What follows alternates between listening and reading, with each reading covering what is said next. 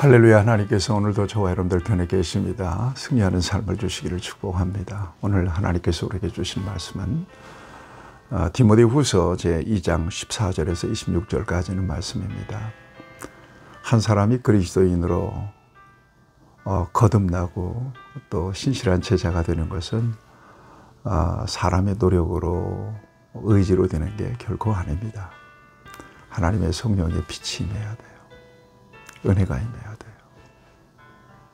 믿는 것은 순전한 은혜. 나아가서 그리스도의 제자로 헌신할 수 있는 것, 완전한 하나님의 은혜에 속한 일입니다. 저와 여러분들이 예수를 믿었다면 은혜 받은 거고요. 주님을 위해서 또 한 걸음 더 나아가서 헌신하고 있다면 이것은 하나님의 특별하신 은혜가 임한 겁니다. 믿음도 내 힘으로 유지할 수 없어요. 맡겨주신 사역도 내 힘으로 감당하기가 불가능합니다. 감당할 수가 없습니다. 하나님이 완전하게 공급해 주시는 은혜, 은사, 능력과 재능을 통해서 주를 섬기고 맡겨주신 일을 감당하죠. 바울이 그랬고요. 또 바울의 제자로 부름받은 디모데가 역시 그렇게 쓰임 받았습니다. 옥중에서 바울은 디모데에게 권면합니다. 계속해서 권면합니다. 믿음으로 얻은 아들이죠. 아들 같은 제자죠. 그가 잘했으면 좋겠죠. 저도 아들이 지금 전도사잖아요. 내년에 목사 안수를 받아요. 기도할 때마다 기도해요. 내 목회의 삶을 비추어서 아들은 이렇게 했으면 좋겠습니다. 저는 누구도 정말 저의 적극적인 멘토가 되어 주신 분이 없습니다. 그런데 이제 목회의 길을 걸어서 여기까지 왔는데 이제 목회자는 도대체 어떻게 해야 되는가? 여러 시행착오를 통해서 제가 경험한 바가 있죠. 시시로 아들에게 들려줍니다. 이래야 된다고. 교인들 간의 관계. 또 장로님들을 또 어떻게 섬겨야 되는 건지. 특히 제가 강조하는 것은 뭔가 하면 유언을 아예 했습니다. 절대로 목회자가 자기 감정을 드러내는 것은 이것은 악수를 두는 일이라. 그러면서 죽을 때까지 자기 감정을 드러내지 말라고 그렇게 얘기했습니다. 그 유언한다고 얘기했습니다. 미리. 여러분, 바울이 디모데를 바라보고 디모데를 생각하는 마음 앞에서도 잠깐 언급했습니다만 보통 마음은 아니잖아요. 그 마음으로 오늘 또 권면하고 교회에 속한 성도들을 어떻게 지도해야 될 것인가에 대한 중요한 지침을 주고 있습니다. 자, 너는 그들로 이 일을 기억하게 하며 말다툼 하지 말라. 이 말에 대한 권면을 오늘 본문은 주고 있습니다. 말다툼 있어서는 안 됩니다. 교회 공동체에서는 절대 다툼이 있어서는 안 됩니다. 절대로 그렇습니다. 다툼이 있으면 안 됩니다. 여기 이렇게 얘기합니다. 엄히 명하라. 말다툼하지 말라고 하나님 앞에서 엄히 명하라. 이는 유익이 하나도 없고 도리어 듣는 자들을 망하게 한다는 거였어요. 말다툼, 유익이 없어요. 듣는 자들을 망하게 한다는 것입니다. 그 다음에 15절을 보면 진리의 말씀을 옳게 분별해서 부끄러울 것이 없는 일꾼으로 하나님께 자신을 드리라. 부끄러움이 없는 일꾼으로 인정된 자로 자신을 하나님 앞에 드리라 그랬습니다. 진리의 말씀을 옳게 분별하는 지혜와 능력, 영적 분별력, 이게 저와 여러분들에게 많이 필요하죠. 특히 요즘 세대에 그렇습니다.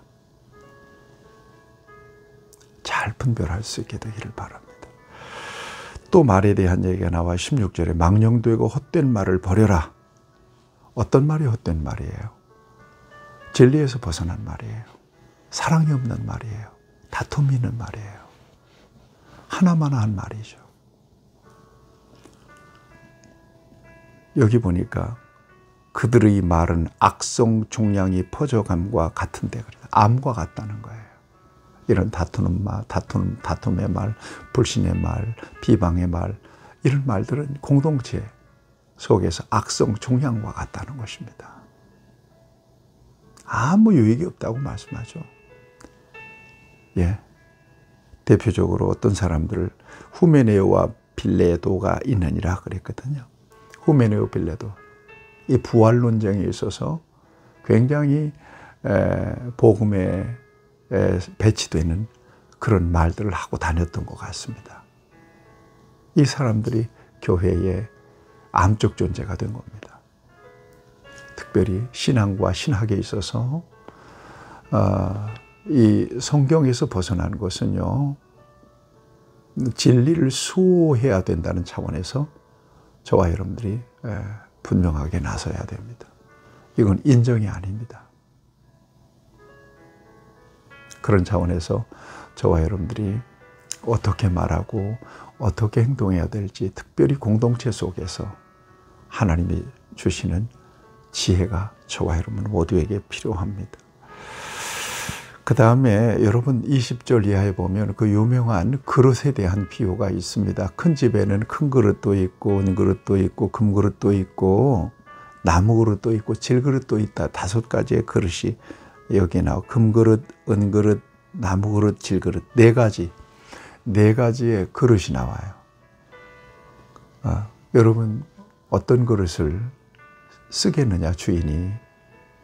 아무리 금그릇, 은그릇, 귀한 그릇이라도 지저분한 그릇을 쓸 수가 없습니다. 그래서 21절을 보면 그러므로 누구든지 이런 것에서 자기를 깨끗하게 하면 귀히 쓰는 그릇이 되어 거룩하고 주인의 쓰심에 합당하며 모든 선한 일에 준비함이 되리라, 이렇게 말씀하고 있어요. 깨끗한 그릇. 성결하면 쓰십니다. 깨끗하면 쓰십니다. 그릇이 크든 작든. 하나님 앞에 쓰임받는 중요한 기준입니다. 지저분하면 아무리 학식이 많고 권세가 있고 돈이 많아도 하나님이 쓰시지를 않아요. 그러나 모든 게 부족해도 깨끗하면 하나님이 쓰십니다. 22절 보세요. 또한 너는 청년의 정욕을 피하고, 바울이 젊었잖아요. 바울이 청년 시절이니까요. 주를 깨끗한 마음으로 부르는 자들과 함께 의와 믿음과 사랑과 화평을 따르라. 어리석고 무식한 변론을 버리라. 이에서 다툼이 나느니라. 청년의 정욕을 피하고 의, 믿음, 사랑과 화평을 따르라. 구구절절이 소중한 교훈입니다. 그 다음에 어리석고 무식한 변론을 피하라. 피하라 그랬습니다. 예. 예수님 말씀하신 중에 거룩한 것을 돼지에게 던지지 말고 말라는 말씀이 있습니다. 예. 아무리 진리를 얘기해도요, 깨닫지 못하는 사람과는 참 더 이상 말하기가 민망하죠. 더군다나 막 변론하는 사람들 있잖아요. 따지기 좋아하는 사람들 있잖아요. 그런 사람들에게 무슨 말인들 그 말이 먹힐 수가 없습니다. 그럴 때는 변론을 그치는 것이 지혜죠. 그런 변론을 하지 말아라. 24절 주의 종은 마땅히 다투지 아니하고 모든 사람에 대하여 온유하며 가르치기를 잘하며 참으며 거역하는 자를 온유함으로 훈계할지니 혹 하나님이 그들에게 회개함을 주사 진리를 알게 하실까 하며 그들로 깨어 마귀의 올매에서 벗어나 하나님께 사로잡힌 바 되어 그 뜻을 따르게 하실까 함이라. 주의 종은 어떻게 교인들을 대해야 되느냐? 온유함으로. 그 다음에 다투지 않으며. 이게 정말 중요하다고 생각해요. 다투지 않고 온유함으로. 믿음은 내가 줄 수 있는 게 아니거든요. 하나님이 주시죠. 내가 할 수 있는 일과 하나님이 할 수 있는 일이 있는데 이걸 구분 못하고 목회자가 다 해야 될 수 있는 것처럼, 다 사람을 바꿀 수 있을 것처럼 막 그렇게 교인들을 다그치면요. 교인들은 상처와 시험을 받아요. 그건 성령님이 하시는 일이에요. 목회자는 이 말씀한 대로 다투지 않는 거예요. 온유함으로 가르치는 거죠. 사랑해 주는 거죠. 인정해 주는 거죠. 그럴 때 성령님이 그를 세우세요. 예수님 말씀하세요. 먼저 된 자가 나중되고 나중된 자가 먼저 될 자가 있느니라 그래요. 제가 목회해 보니까 그래요. 그냥 아웃사이드에서 그냥 이렇게 피상적으로 신앙생활, 교회생활 하시는 분들이 어떤 경우는 하나님의 은혜를 받아가지고요. 정말 전면에 나서서 어려운 난제들을 해결해내는 그런 경우들이 있거든요. 다 주님이 하시는 일입니다.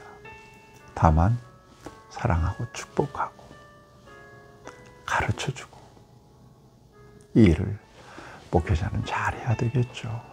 여러분, 교회 안에서 망령되고 허탄한 말들, 다툼 이런 것들이 없어야 되고요. 목회자와의 좋은 관계 속에서 평안하고 은혜로운 영적 생활, 교회 생활이 아름답게 이루어질 수 있게 되기를 축복합니다. 하나님께서 우리에게 믿음 주셨으니 그 믿음 안에서 하나님이 피로 값주고 사신 교회를 통해서 주의 종과 잘 협력해서 맡기신 귀한 사명 잘 감당할 수 있도록 지혜와 영적인 분별력과 능력을 입혀 주옵소서. 예수님의 이름으로 기도합니다. 아멘. 여러분 축복합니다.